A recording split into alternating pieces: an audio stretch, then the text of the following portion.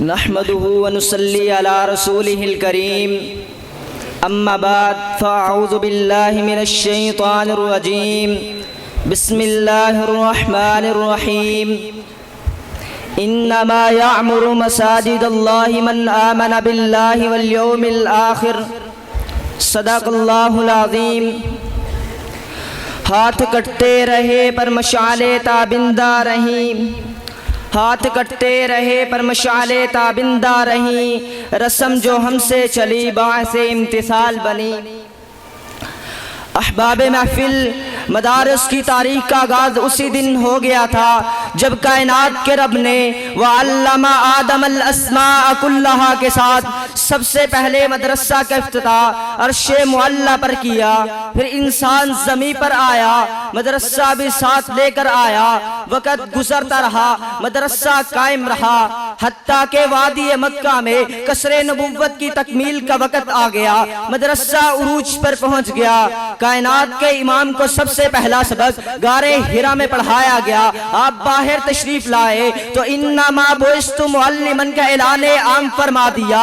وادی اسرف پہنچے تو سب سے پہلے اقامتی ادارے کا افتتاح صفہ کے نام سے کیا۔ پھر صحابہ کا مبارک دور آیا جسے مدارس کا سنہری دور کہا جاتا ہے۔ مدارس قائم ہوئے، کہیں جامعہ عبداللہ بن مسعود، کہیں جامعہ عبداللہ بن عباس، کہیں جامعہ ابی بن کعب، کہیں جامعہ زید بن ثابت، کہیں جامعہ علی المرتضی، کہیں جامعہ عائشہ للبنین والبنات، کہیں وہ جامعہ عبداللہ بن عمر کے جس کا سلیبس النصابی یہی تھا، جمیع العلم فی القرآن لیکن تقاصر عنہ اصحاب الرجال۔ حاضرین محفل، تاریخ کے سنہری اوراق اس بات کے شاہد ہیں کہ دور صحابہ کے ان مدارس میں ایسے سیاسی، سماجی، معاشی، معاشرتی اور دفاعی ماہرین تیار ہوئے، ایسے طبیب و حکمران اور قاضی تیار ہوئے کہ چشم فلک نے ان سے بہتر سیاستدان دیکھے، نہ طبیب و حکمران دیکھے، نہ تاجر و مزدور دیکھے، نہ جرنیل و سپاہی دیکھے، کہ جن کی ثقافت کے سامنے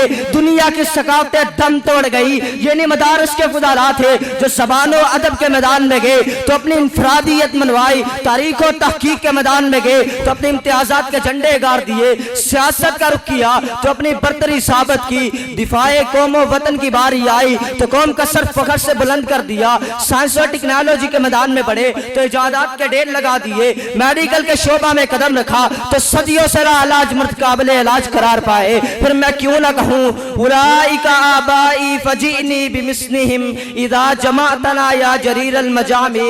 حاضرین محفل، میں ان مدارس کی بات کر رہا ہوں جن کا نصاب افاقی، نظام پیغام افاقی، سوچ و فکر و نظریات افاقی ہے، جو ہر دور میں قرآن و سنت کا پرچم تھامے رہے، اسلام کی نظریاتی سرحدوں کے محافظ رہے، خارجی ہو، ناسبی، رافضی یا مرزئی ہو، معتزلی یا قدری ہو، جہمی یا کرامتی ہو۔ اگر میں بات پر ریس صغیر کی کروں تو دین اکبری ہو، فتنہ پرویزیت یا غامدیت ہو، فتنہ مسعودیت یا قادیانیت ہو، ملتانی قادری یا جہلمی کا فتنہ ہو، الغرض دین اسلام کے خلاف اٹھنے والے ہر فتنے کے خلاف اہل مدارسی بنیاد محسوس کا روپ دھارتے رہے۔ میں ان مدارس کی بات کر رہا ہوں جو نہ صرف اسلام کے محافظ بنے بلکہ ملکی و قومی وطنی سرحدوں کے تحفظ کے لیے اپنی جانوں پر کھیل گئے۔ اس خطے کا بچہ جانتا ہے، جیلوں کے اندر سڑنے والے، زندانوں کو آباد کرنے والے، جیلوں سے جنازے اٹھوانے والے، جنرل ڈائر کی گولیاں کھانے والے، اپنے جسموں پر گرم استیا پھروا کر کباب بن جانے والے، مالٹا اور کالا پانی جیسی بدنام زمانہ جیلوں میں سزائیں کاٹنے والے،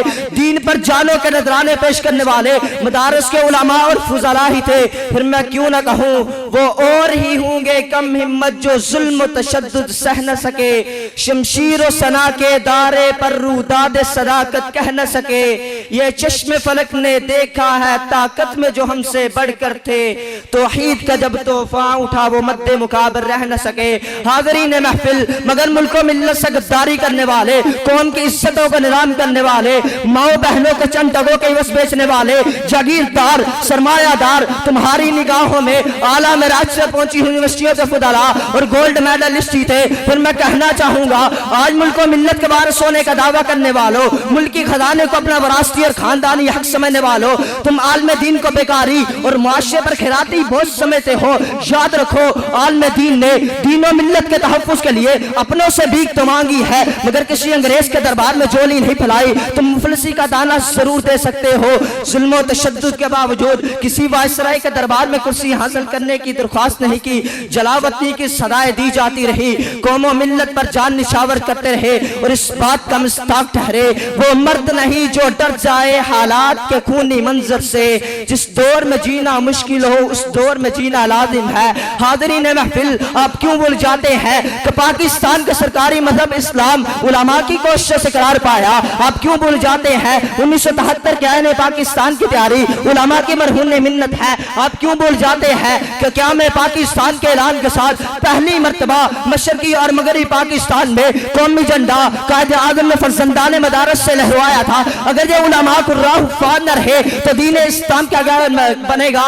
حضرات، آج ہمارے پاس ذخیرہ حدیث موجود و محفوظ ہے تو انہی مدارس کی وجہ سے۔ پھر میں کیوں نہ کہوں مدارس کا احسان دنیا انسانیت میں سب سے پہلے پریشن کرنے والا قرطبہ کا سرجن ڈاکٹر ابو القاسم الزہراوی ہے۔ مدارس کا احسان الشیعہ والتشیع، الشیعہ والقرآن، القادیانیہ، البریلویہ لکھتے لکھتے باطل اور طاغوت کی آنکھوں میں آنکھیں ڈال کر کلمہ حق سناتے ہوئے شرک و بدعت کے پرچے اڑاتے ہوئے اپنی جان جا افریقے سپرد کرتا ہے۔ پھر مجھے کہنا ہوگا مدارس کا احسان ایمان ہے، مدارس کا احسان پاکستان ہے، مدارس کا احسان بقیع الغرقد کا مہمان علام احسان ہے۔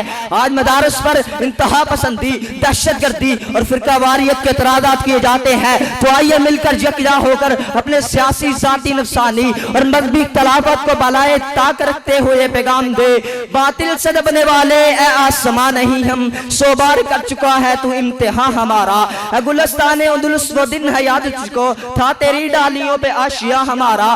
ارض پاک تیری حرمت پر کٹ مرے ہم، اے خون تیری رگوں میں اب تک روا ہمارا۔ سلار کارواں ہے میرے حجاز اپنا، اسی نام سے ہے باقی آرام و جا ہمارا۔